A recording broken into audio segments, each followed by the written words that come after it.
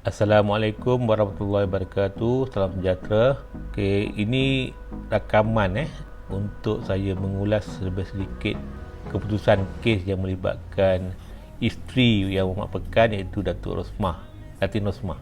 Kita tahu pada hari ini, sebentar tadi, beliau telah pun dihukum bersalah oleh Mahkamah Tinggi Kuala Lumpur, di mana hakim telah memutuskan beliau bersalah dan dikenakan hukuman pertamanya penjara 10 tahun bagi setiap pertuduhan dan juga denda sebanyak 970 juta. Jika gagal dibayar, akan dikenakan tambahan hukuman penjara 10 tahun. Video kali ini saya menjelaskan secara ringkas saja. InsyaAllah pada esok malam, media ini iaitu Primacy Media akan membuat secara live, membincangkan isu ini lebih secara terperinci. Pada hari ini saya hanya nak menyentuh sedikit saja. Okey. Mungkin ramai yang nak bertanya, apakah kes ini? Terringkasnya, Datin Sri Rosmah ni didakwa di bawah 3 pertuduhan yang melibatkan juga Akta SPRM. Antaranya di bawah Seksyen 16 Akta SPRM 2009.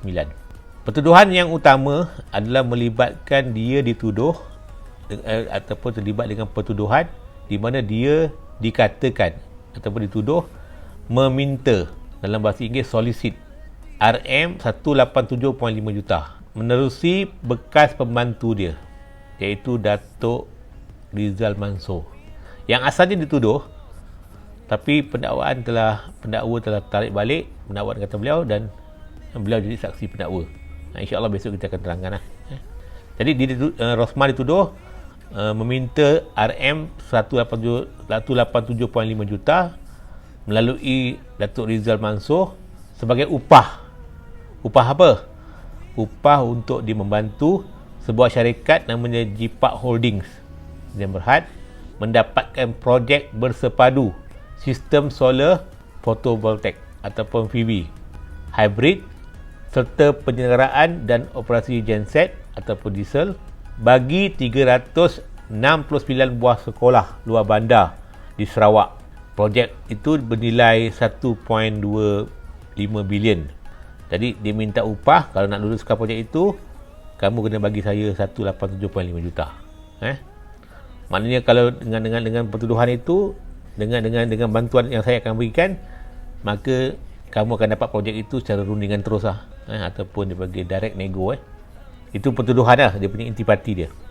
Bila kejadian itu dilakukan? Dikatakan dilakukan antara bulan Januari 2016 sehinggalah 7 September 2017. Di mana dikata ada beberapa tempat, antaranya di Laigun Cafe, iaitu di Sunway Putra Mall, Jalan Putra, dan juga dikatakan di rumah dia, iaitu Jalan Langgar Duta. Kalau siapa yang duduk Kuala Lumpur tahulah rumah dia kat mana. Dulu berdekatan dengan kedutaan India. Sekarang ni dah kedutaan India di situ dah ditutup lah. Dan juga dikatakan dilakukan juga di rumah rasmi beliau ketika suami dia menjadi Perdana Menteri, iaitu di Seri Perdana. Selain daripada pertuduhan itu, ada lagi 2 pertuduhan lain, tapi jumlah dia dalam 5 juta lebih lah. Saya tak ingat dia punya jumlah. Okey, apa yang menarik dalam kes ini? Yang menarik dalam kes ini, 2 orang yang dikatakan asalnya terlibat, iaitu pertama Datuk Rizal Mansor dan keduanya mantan Menteri Pendidikan, iaitu Datuk Mahzir Khalid.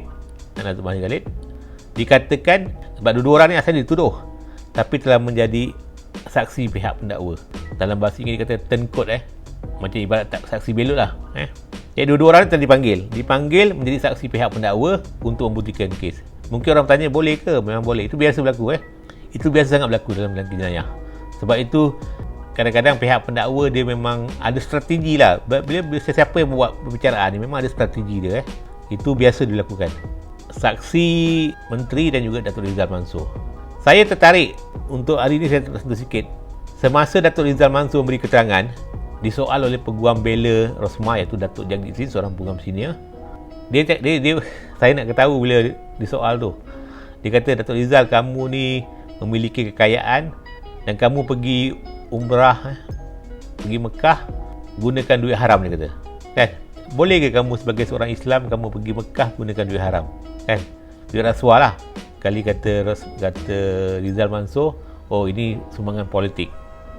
Ini ada, kita boleh baca dalam akhbar lah ketika dia soal balas dulu.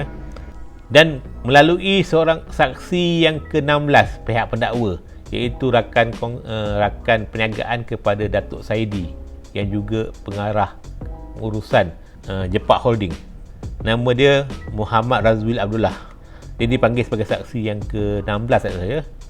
Semasa disoal balas oleh peguam kepada Rosmah, antaranya dia menyatakan bahawa Datuk Saidi ni, iaitu pengarah urusan, beritahu pada dia kena bayar RM50,000 untuk membantu bayar kos penginapan UMNO, perwakilan UMNO bagi bahagian Padang Terap Kedah untuk hadir di Perhimpunan Agung UMNO. Ini ketika ditanya oleh peguam bela kepada Rosmah. Dan dia juga dalam soal balas itu juga ditanya bahawa ada seorang setiausaha UMNO Pekan, saya tak sebut nama dia lah, juga dikatakan turut membantu untuk mendapatkan projek solar tu. Jadi itulah lebih kurang yang saya boleh terangkan.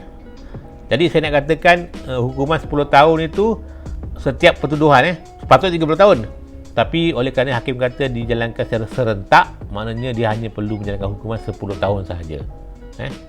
Dalam undang-undang ni dia ada pertuduhan hukuman ni berjalankan serentak, dipanggil concurrently, ataupun dijalankan secara terpisah, secara terasing lah. Kalau begitu, kalau secara terasing, bermakna kamu dikenakan hukuman tu 10 tahun untuk setelah pertama, 10 tahun, setelah kedua 10 tahun, setelah ketiga, maknanya kamu telah dikenakan hukuman 30 tahun.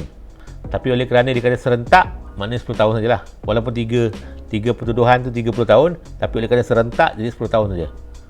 Dia concurrently dia kata. Denda dikenakan 970 juta. Kalau tak bayar, tambah lagi hukuman penjara 10 tahun. Tapi hukuman dua-dua ini telah pun digantung. Orang law kata telah pun didapatkan stay of execution, penggantungan hukuman, penggantungan pelaksanaan hukuman. Yang ini lebih kurang macam kes suami dia juga. Bila dia dikenakan hukuman penjara dan denda, kedua hukuman itu digantung. Saya akan ulas besok. Dari segi undang-undang memang ada sedikit yang kita pernah bahas lah sebelum ini, iaitu adakah wajar hukuman denda digantung. Sebab dalam kes-kes biasa, hukuman denda patutnya kena bayar dulu. Kalau tak bayar, kena masuk penjara. Tapi dalam kes ini nampaknya mahkamah membenarkan juga. Mungkin sebab mahkamah, mungkin lah, saya tak tahu. Mungkin juga peguam bela dia berhujah dalam kes Najib melibatkan suami dia, hukuman denda juga telah pun digantung di Mahkamah Tinggi, dan Mahkamah Rayuan juga bersetuju dengan Hakim Mahkamah Tinggi, boleh digantung. Jadi sebab itulah kemungkinan kerana itulah hukuman denda ke atas Rosmah digantung. Kalau tak gantung, memang dia kena jalan hukuman hari ini juga. Tapi oleh kerana digantung, dia masih lagi dibenarkan untuk bebas lah, atas jaminan lah. Saya tak pasti berapa jaminan, adakah pihak pendakwa minta supaya jaminan itu ditambah lagi, saya tak pasti. Tidak dapat lagi baca dalam laporan akhbar ataupun media. Lebih kurang begitulah. InsyaAllah pada malam esok dalam jam 9 malam saya akan membincangkan dengan lebih lanjut tentang kes ini dari perspektif undang-undang. Jadi insyaAllah besok kita bertemu lagi secara langsung membincangkan kes yang melibatkan Rosmah ini. Sekian, terima kasih. Kita jumpa lagi malam esok.